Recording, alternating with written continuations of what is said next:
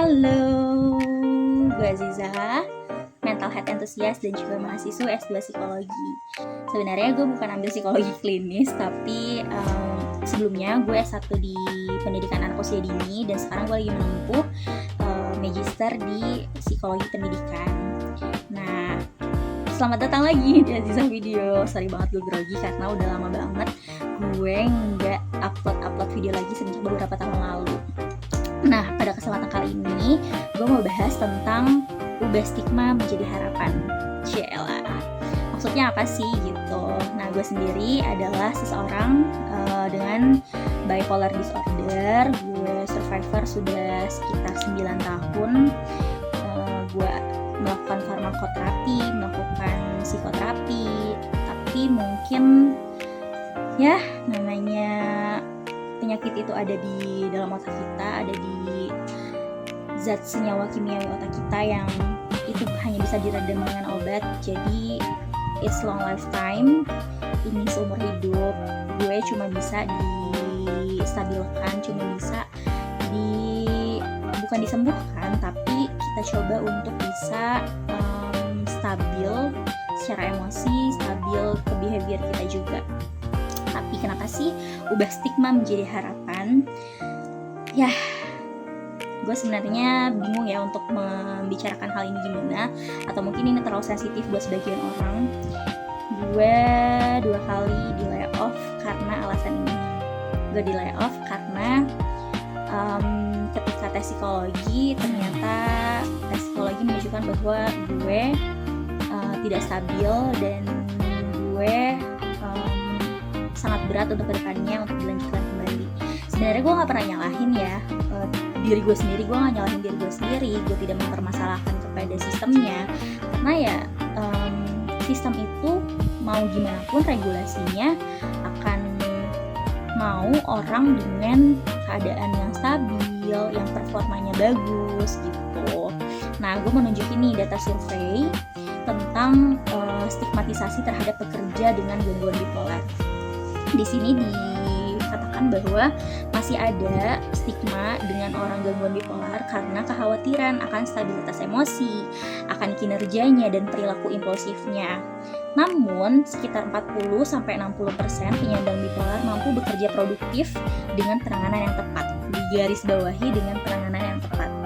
Karena survei ini menunjukkan penolakan sering muncul akibat pertama ketidaktahuan, meski disabilitas ini dilindungi oleh aturan kerja. Jadi, even toh kita dilindungi oleh aturan-aturan pekerjaan di dalam undang-undang, it's not about discrimination, tapi mungkin memang regulasinya seperti itu. Jadi, dunia pekerja itu butuh performa yang bagus, butuh stabilitas yang bagus, apalagi di dalam pekerjaan-pekerjaan yang melibatkan manusia di dalamnya gitu, dan menjual jasa mungkin ya. Nah, beberapa poin terkait bipolar itu di tempat kerja. Yang pertama, ya tantangan stigma. Mungkin rekan kerja kita mungkin merasa cemas bekerja sama dengan penyandang bipolar karena resiko perubahan suasana hati yang sangat ekstrim atau sangat drastis. Terus kemudian dampak gejalanya, gejala seperti gangguan fokus, memori, atau perilaku impulsif dan mania, itu dapat mempengaruhi produktivitas, dan itu memang betul sekali. Gue akui itu betul. Tingkat pekerjaan kita, survei menunjukkan meski memiliki kendala, 40-60% orang dengan gangguan bipolar masih bisa bekerja dan berjalan dengan baik. Di perlindungan hukum, di beberapa negara, penderita bipolar dilindungi oleh Undang-Undang Disabilitas untuk mencegah diskriminasi di tempat kerja. Dan pentingnya dukungan, lingkungan yang suportif dapat membantu dalam keberhasilan pemulihan dan kinerja individu dengan bipolar. Ya, data ini menyoroti perlunya pemahaman yang lebih baik mengenai kesehatan mental di lingkungan kerja untuk mengurangi stigma dan menciptakan lingkungan yang inklusif gitu. Ya, gue tahu maksudnya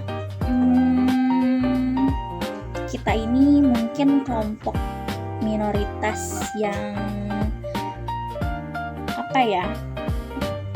gue rasa beberapa persen orang dengan bipolar ini mungkin punya struggle yang luar biasa ya, apalagi struggle dengan dirinya sendiri. Cuma yang gue harapkan adalah seperti tagar yang gue coba untuk gaungkan, yaitu ubah stigma menjadi harapan. Harapan apa sih yang kita inginkan? Kita bukan menginginkan kita diterima oleh semua orang, karena itu hak orang lain untuk bisa menerima kita. Tapi gue yakin pasti ada orang-orang yang bakal menerima kita, pasti ada orang-orang yang bisa melihat potensi kita gitu. Karena orang bipolar itu yang gue rasain itu kuat di konsep, kuat di kreativitas, dan memang kalau kita lihat dari dulu bapak bipolar dunia, Van Gogh, dia punya kreativitas yang sangat luar biasa, meskipun dia meninggal karena deep gitu, tapi dia meninggalkan banyak sekali karya-karya lukisan yang bahkan dijual setelah itu sangat mahal. Dan kayaknya memang orang dengan bipolar itu punya kreativitas yang luar biasa ya gitu. Gue sendiri juga suka ngelukis, lukisan gue ada di sini meskipun masih jelek. Tapi kenapa sih orang punya kreativitas tinggi? Karena bipolar itu gitu. Karena kita punya perasaan yang sangat dalam ketika kita depresi, dan kita punya perasaan yang sangat dalam ketika kita mania, ketika kita merasa senang. Oleh karena itu kita bisa menciptakan sebuah warna, sebuah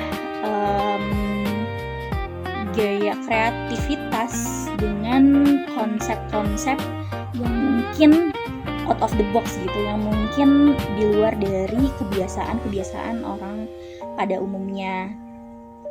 Dan sebelum bikin video ini, gue lihat ada di video TikTok bahwa inner dialogue di dalam diri kita tuh sangat mempengaruhi kehidupan kita.